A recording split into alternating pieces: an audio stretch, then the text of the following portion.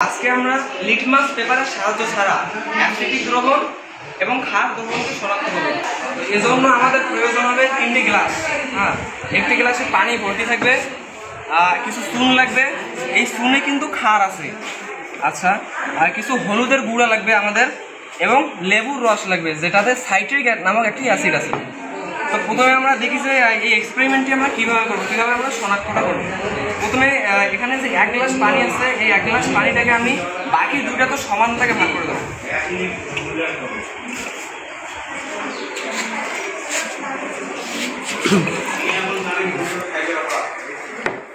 আচ্ছা, আমি 1 গ্লাস পানি বাকি দুটাতেও সমান ভাগে দিয়ে দিয়েছি। এবারে আমি এখানে যে হলুদের গুঁড়াটা আছে, হলুদের গুঁড়াটা আমি তিনটাতে সমানভাবে দিয়ে দেবো, দিয়ে একটু দ্রবণটা ভালোভাবে মিশিয়ে নেব।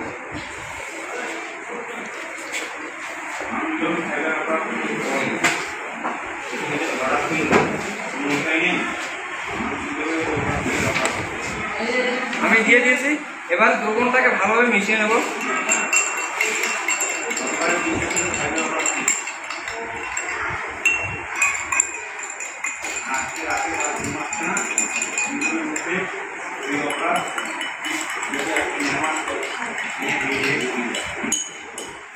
আচ্ছা, আমার সঠিকভাবে দ্রবণটা মেশানো হয়ে গেছে।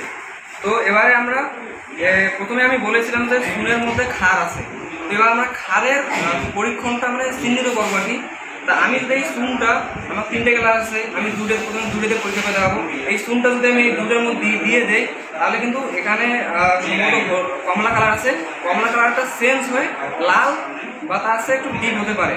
তো যখনই আমি এখানে চুনটা ঢালবো, যখনই আমরা দেখবো যে তাদের রংটা পরিবর্তন হয়ে গেছে, তার মানে আমরা বুঝে নেবো যে চুনের মধ্যে ক্ষার আছে। একটু আমি মিশ্রণটা করে দিই। কি দিচ্ছি আমরা? চুন দিচ্ছি আমরা।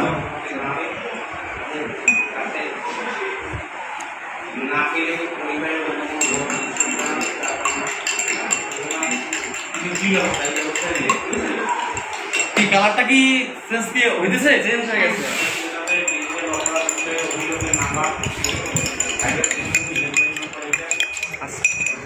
এবারে দেখুন যে আমার প্রথমে কিন্তু 3টা কালারে কমলা রঙে ছিল। আচ্ছা, ঠিক আছে। তো আমরা প্রথমে আরও একবার বলছিলাম যে এখানে চুনের মধ্যে ক্ষার আছে, চুন দেওয়ার পর রঙের পরিবর্তন হলো, তার মানে আমাদের কাছে একবারে ক্লিয়ার যে চুনের মধ্যে ক্ষার আছে, এই কারণে আমাদের রঙটা পরিবর্তন হয়ে গেছে। কিভাবে বুঝতে পারছো? চুনের মধ্যে কি আছে? কিভাবে বুঝলাম? পরীক্ষণের মাধ্যমে। আমরা একদম প্রথম থেকে যদি তুমি আরেকবার বলো, আমার মনে হয় সবাই ক্লিয়ার হচ্ছে কিভাবে বুঝলাম। আচ্ছা, আমি আরো প্রথম থেকে একটু বলি। প্রথমে আমরা 3টে গ্লাস নিয়েছিলাম, সিম্পল পানি বা ওয়াটার। এখন প্রথমে আমি হলুদের গুঁড়া দিয়ে রংটাকে একটু পরিবর্তন করে নিয়েছি। আচ্ছা, রংটাকে পরিবর্তন করে নেওয়ার পর আমরা আমাদের মূল তালিকা হচ্ছে যে চুন এবং চুনের মধ্যে ক্ষার আছে এবং লেবুর মধ্যে সাইট্রিক অ্যাসিড আছে, সেটা পরীক্ষণটা কীভাবে করবো।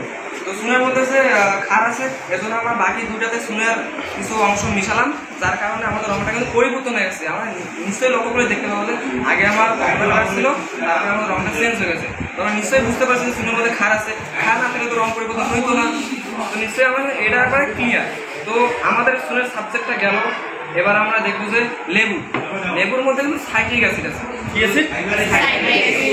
এবং সাইট্রিক অ্যাসিড যদি আমি আবার এই দ্রবণ দুটি যে কোনো একটিতে দেই বা দুটিতে দেই, তাহলে কিন্তু সে আবার আগের রংটা ধারণ করবে।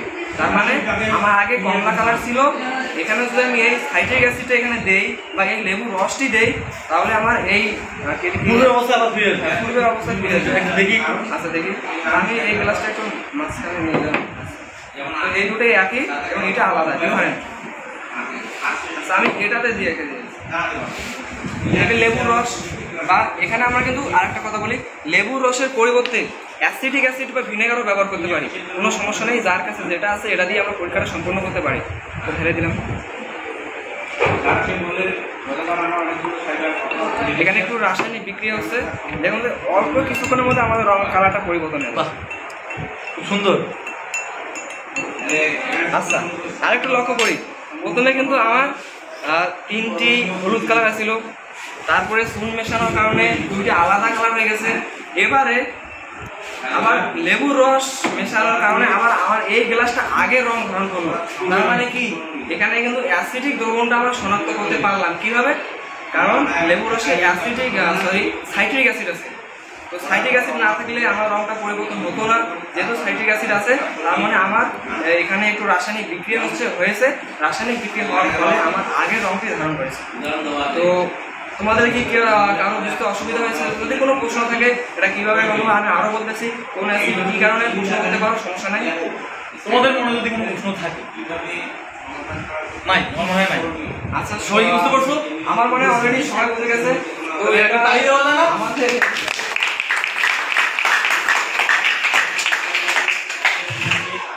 এটা আজকে আমাদের এক্সপেরিমেন্ট ছিল যে কিভাবে চুনের মধ্যে ক্ষার এবং লেবুর মধ্যে সাইট্রিক অ্যাসিড চিহ্নিত করা যায় আর কি, ডিটেক্ট করা যায়। এটা আমাদের আজকে এক্সপেরিমেন্ট ছিল যেটাতে আমরা সফল হয়েছি।